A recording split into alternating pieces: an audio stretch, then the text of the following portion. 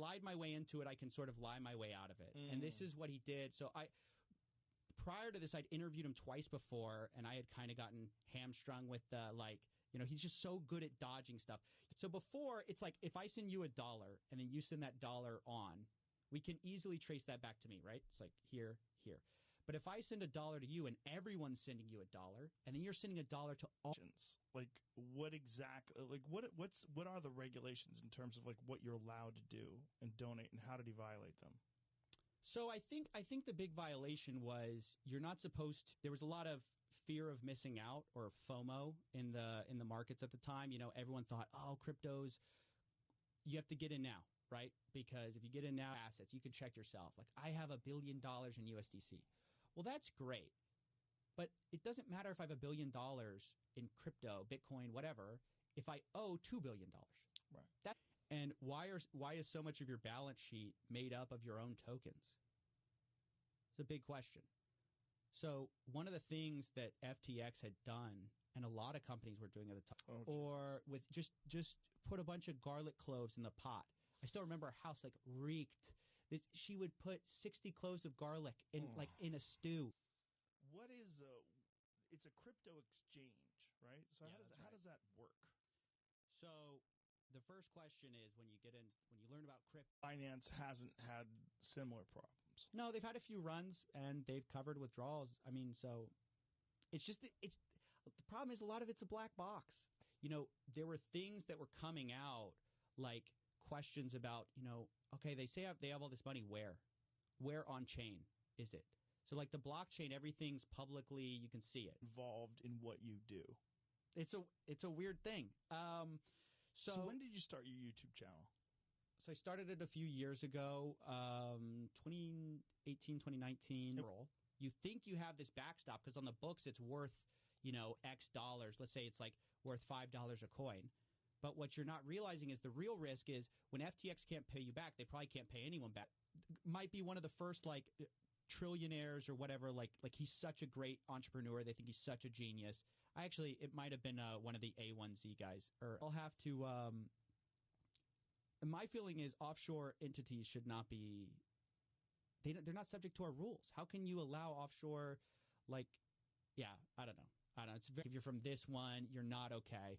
Or I might say, hey, CZ has connections to China. Maybe that's a problem. Or CZ has connections to here. Maybe that's a big deal. It wasn't like he was some random fly-by-night guy. He was well respected in the Wall Street space. People thought he might take over the SEC after the current person had stepped down. They thought he was going to take it over. Wow. There's some of these people making hundreds of millions of dollars. People are miserable at the end of it, and nothing happens. And that was the start of my show. So you start just doing interviews with regulators. They were all Sam was working really closely with regulators to try to get regulations passed. And CZ felt like he was cut out. So that stirred up this battle between them. And ultimately it was 70,000 or something like 60 plus, yeah. So that's the lure. The lure is you buy in for pennies and one day you're insanely rich. I'm sure you know about that.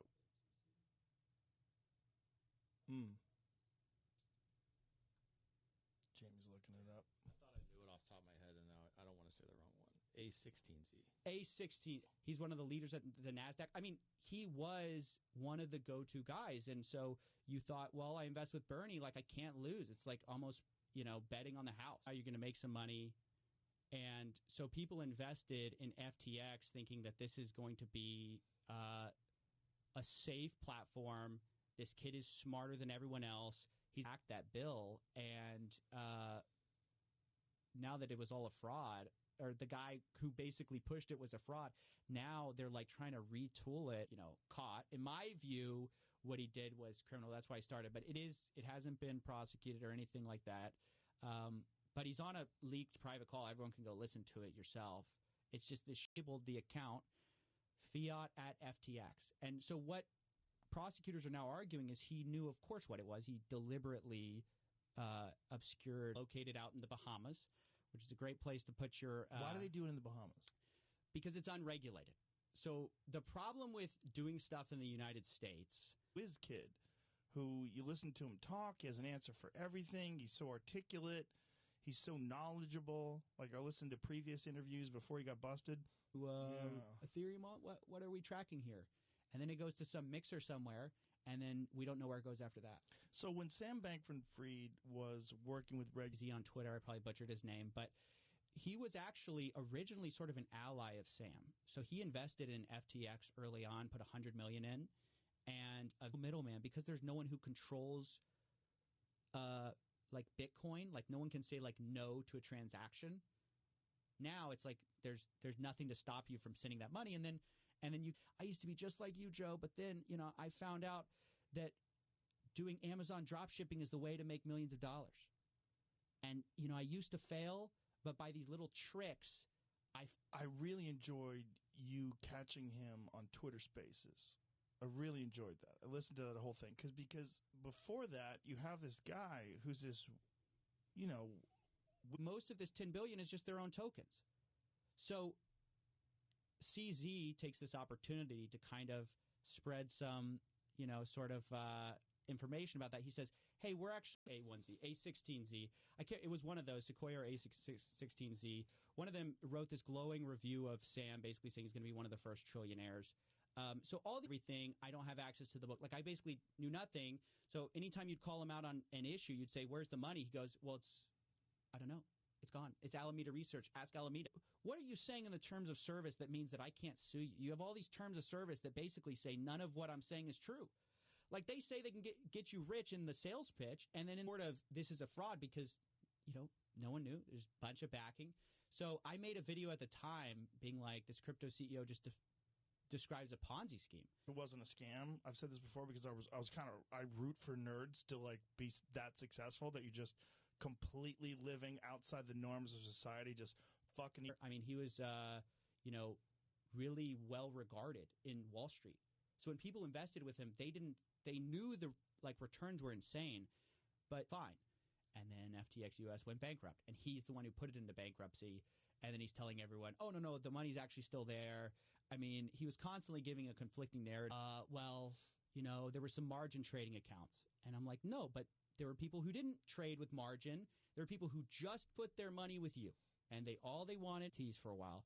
But I eventually pivoted into this crypto direction and learned all about that. But it started just from a curiosity about scammers. And I wanted somebody to say you're the CEO as of 2020. He hands it to this a girl he actually had a relationship with, Caroline Ellison, right?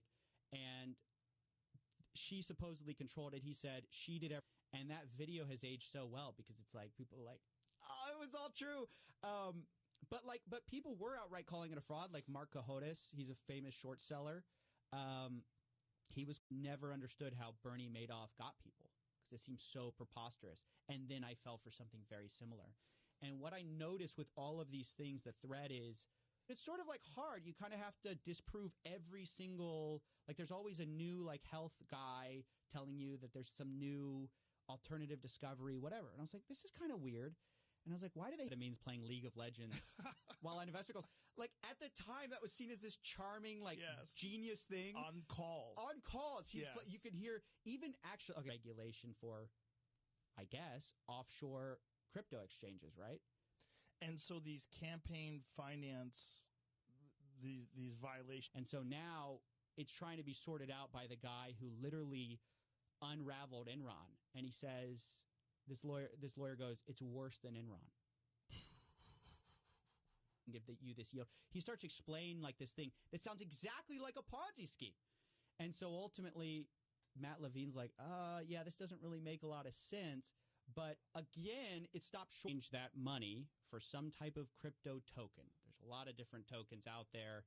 And explain tokens, because I don't understand tokens. I know there's crypto and there's tokens. What is the difference between the two? I have 2 employees, and both of them are overseas.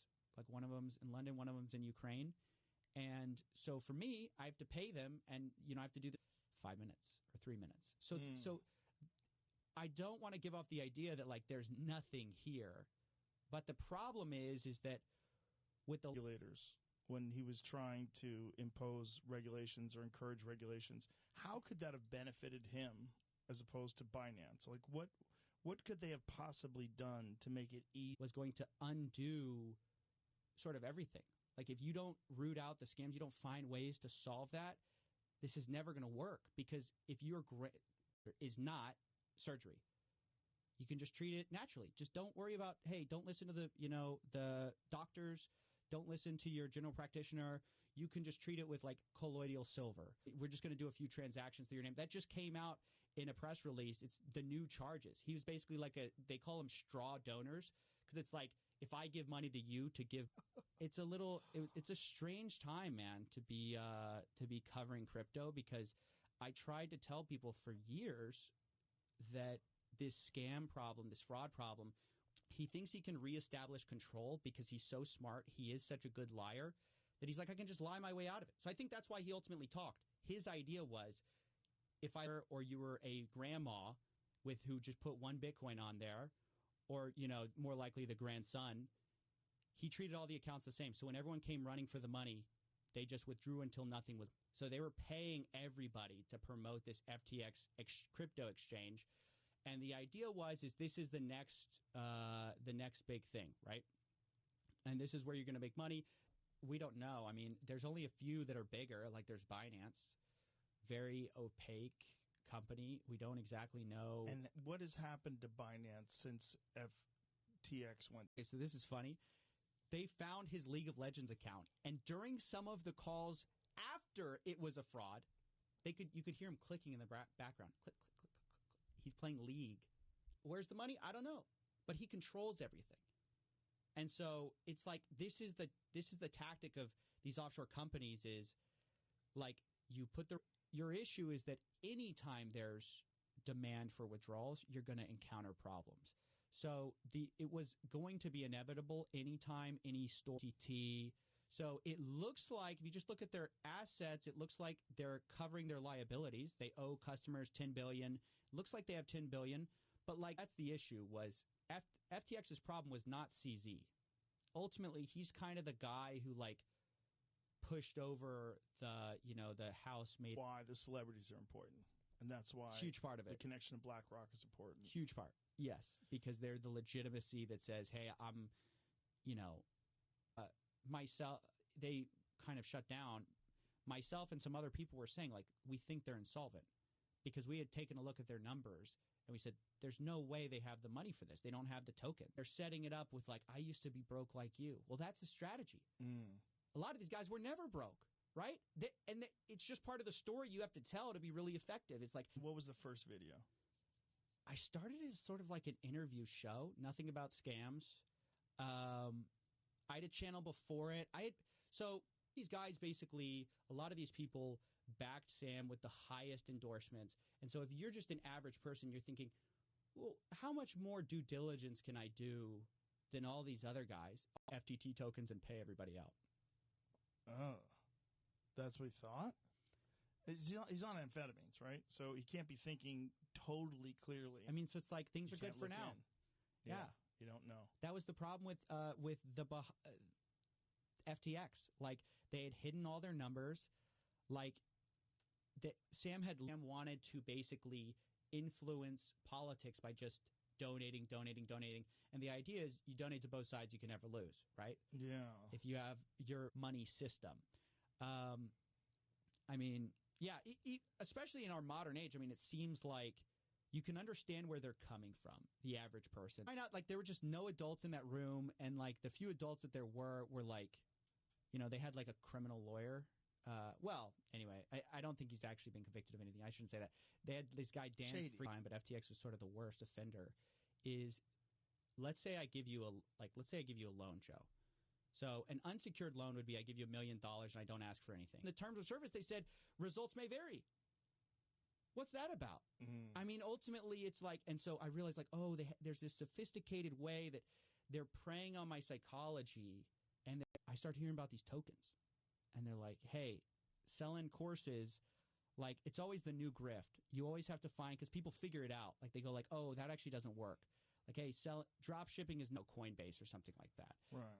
So FTX launches. Let's start with who Sam Bankman-Fried is. He's kind of at the center of all of this. Sam Bankman-Fried is this guy who comes. He's the son of two Harvard lawyers. Figured it out, and someone would have started dumping their coin. Yeah, people already. I mean, even leading up, like CZ gets a lot of the credit for it, but like already, like a day before, you have Dogecoin, you have SafeMoon, you have FTT, which is what FTX was using as their native token. So a lot of these guys, you'll start a crypto exchange. I just wasn't interested. I was like, that's not my life.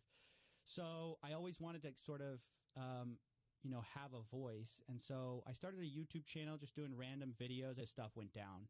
And a report comes out from CoinDesk where it shows FTX's balance sheet. It shows actually what tokens they have. For one of the first times, it was kind of, hey, just make this problem go away.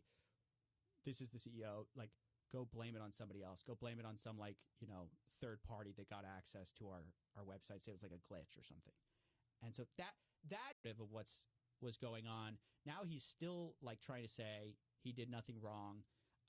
He maintains he's innocent.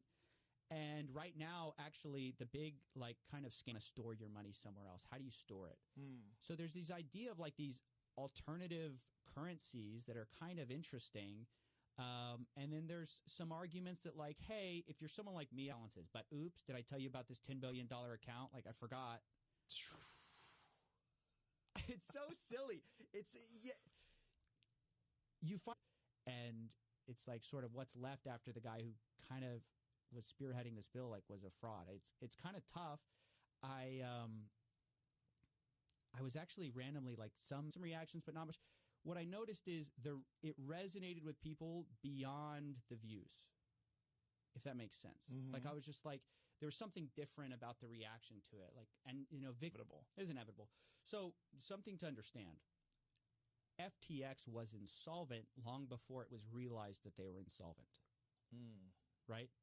So that $10 million or your data's lost forever. And you're like, call the police and you go, hey, track this guy. And they're like, to what? To a Bitcoin wallet? And then when you have them on, there's a lot of, I wasn't aware, I'm not sure, I'm not aware of that, I don't know. There was all this hemming and LGBTQ plus causes. And it was through a guy, and the guy was like, I feel a little uncomfortable with this. And they said, well, we don't have anyone trustworthy at FTX we can donate through who's just kind of grifting here. And so, but you'd see him in nice cars. And so I was like, what am I looking at? And then as I'm doing my YouTube show, I'm like, I get fed a bunch of, you're like, it's this magic internet money. Magic. How do you get some of that? How do you get some of that magic internet money? Well, you have to go somewhere to buy it. And so it's a crypto exchange is where you kind of go, you put your fiat. They're like, look, I've been screwed by the banks. Every time the government's printing a bunch of money, where do I go? Right? You can understand the appeal, but it's just like you win. Now I can just send you $100K. It's going to take me 5 minutes. So that's why when people kidnap people's data and things along those lines, they'd like to get paid. One guy who lost a hard drive and who's paying people to go through a landfill to try to find his hard drive because there's billions of dollars worth of Bitcoin on that hard drive. Yeah, people lose their con and a lot of ums and ahs and you just kept on him. It was amazing that he felt like he could do. The son of Harvard lawyers, we just sort of can't lose. And nobody paid attention to some of the red flags that were going on until ultimately it was too late. It turns out he was calling that a fraud early. I have a buddy of mine.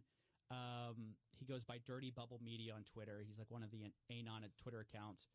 He was calling it a fraud, found out how to be successful. And if you invest with me, I'll save you time. You could do it yourself, Joe. You could do it. But it's going to take you 5 years. Get with me, and I'm going to shortcut your success. Actually, his whole technique of shifting the blame onto Alameda and I don't control Alameda. I've seen something very similar. I'm investigating this Ponzi scheme that's offshore. Going to sell most of our FTT that we got from that deal, and we're going to sell it. We don't know what's going on there, and all of a sudden it starts this firestorm because people are like, so by the third interview, I'd studied him and I said, okay, how do we get down to FTX's responsibility in this whole thing? And I kept coming back to it was the terms of. It's amazing that things with this amount of money can get this far sideways before anyone knows what's going on. this is the problem with offshore accounts and stuff. I put like let's say I have Ethereum, one Ether into this mixer, right? This pool of money. A bunch of people are putting one Ethereum into God mode on Ultimate Bet, where the CEO could see everybody's hands and play on the site, seeing everybody's hands. So he just knew all the crypto people were trying to control regulations to favor their individual business situation. And so CZ felt like he was being cut out in Washington. It's hard to know. So people really just take you at face value, and they have to trust that, like, oh, other people are invested, so I guess I'll jump in too. And that's Tom Brady backs him. Well, Tom Brady's got to have some guys who are looking into this. And then it's like, well, BlackRock backed him. Well, BlackRock definitely has some guys who looked into it. Right. It's Sequoia Capital. They said he was views about what?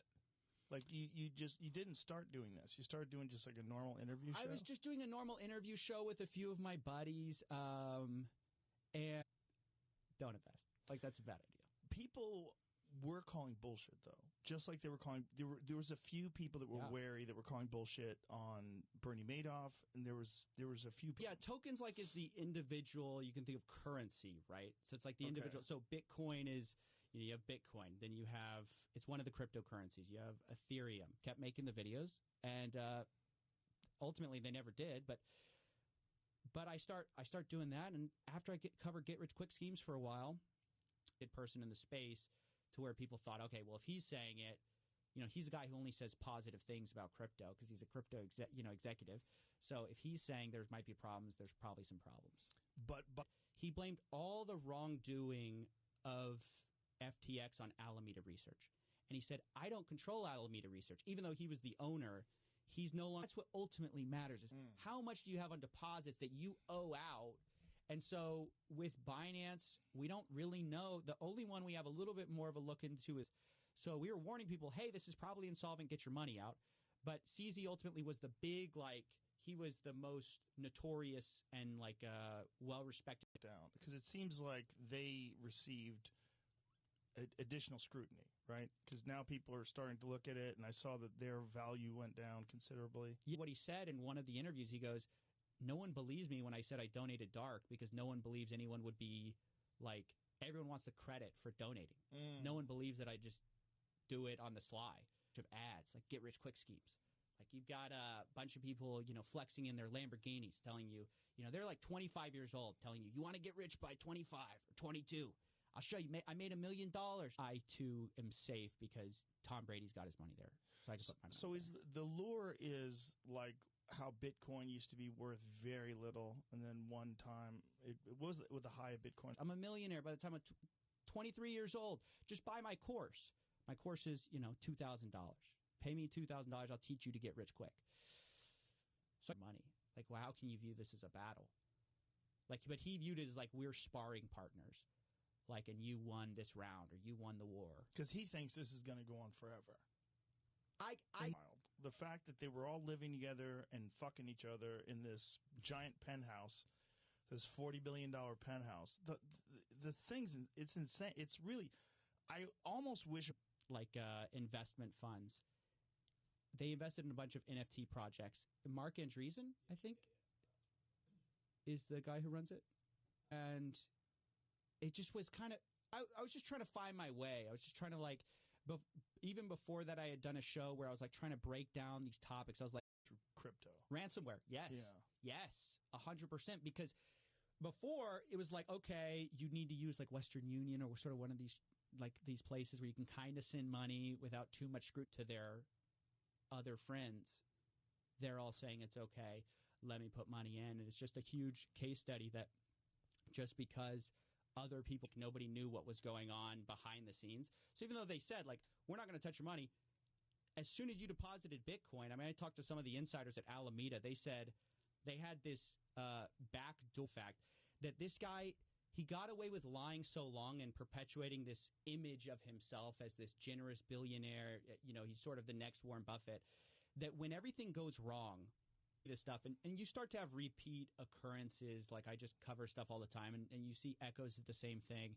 I just had somebody just a couple of days ago, I was interviewing for this news scheme we're looking at, and And he said, victims would reach out to me. They'd be like, hey, I'd been scammed by this guy, and I didn't realize what was going on. And you showed me, sort of like how the whole scheme worked. Shocking thing. And I think that shows, like, if you're running a shady empire, like, who's better than a shady lawyer to try to help you cover it up, right? How did you get into it? Is it just pure addiction?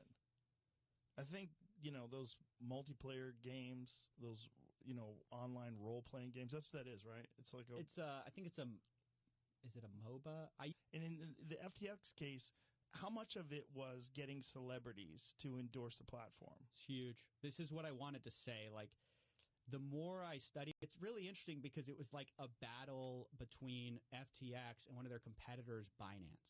So the owner of Binance is, I think it's Changpeng Zhao. He goes by C, or something like Europe or something like that. Is you are subject to all these regulations which require you to be a little more careful. Oh, those are pesky. Yeah, they're in crypto keys all the time. I mean, it's kind of an interesting idea where you go, I'm going to get in before everyone else. But a lot said, well, hey, can we restructure all this money that went through me like a loan so that we can, say that I took a loan out and I was donating so we didn't violate any laws. They never ended up doing that. I saw all this, and my experiences up to that point, it kind of led me to, like, I want to say something, but why is nobody saying anything? It just seemed like there was this, these people pitching this stuff and nobody was talking about it. So I made this random video, just like they tracked his account. He's playing League while on calls about the failure of FTX. Wow. Just imagine the arrogance. Is that arrogance? Party. That's right, but also to the Republicans. This is what's wild. So Sam knew publicly in our current American climate, like, really everyone got to look at it all at once in one place. And people notice, like, wait a second. A lot of their assets are just their own tokens. Like, they had a Serum token, which they control most of.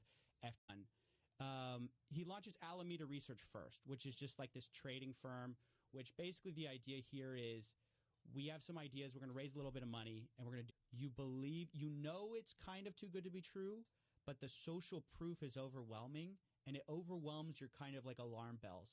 So the social proof is a combination of things. So first of all, it's like, so he called it Fiat at FTX.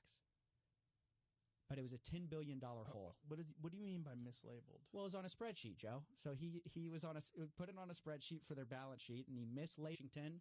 And I think there was like a tweet from Sam saying like, oh, like, I'll see you the next time you're in Washington or something like that. But like, it was kind of a dig because he knows CZ can't go to Washington. Like, he would be ill, but I'm from the Bahamas and I'm American, so that might be fine. I mean, everyone's always interested in the regulations benefiting them.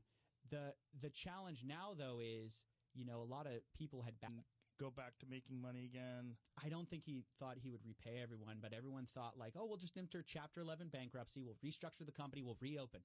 We'll just turn all the debt into new exchanges where it was worth more. So he was arbitraging this difference in prices, and then after he made his money that way, it was very clear the internal conversations were they knew they were committing fraud. They knew they were doing things wrong. And this idea was, well, no one's going to catch us, right? Nobody's, now if you're some criminal, laundering money has just never been easier. Instead of taking $100,000 across the border or wiring it where it can get held up by a bank, smart thing, which is something like this happens, you shut up. You don't say anything. Right. And then you point at your boss. I mean, that's basically what they did. Oof.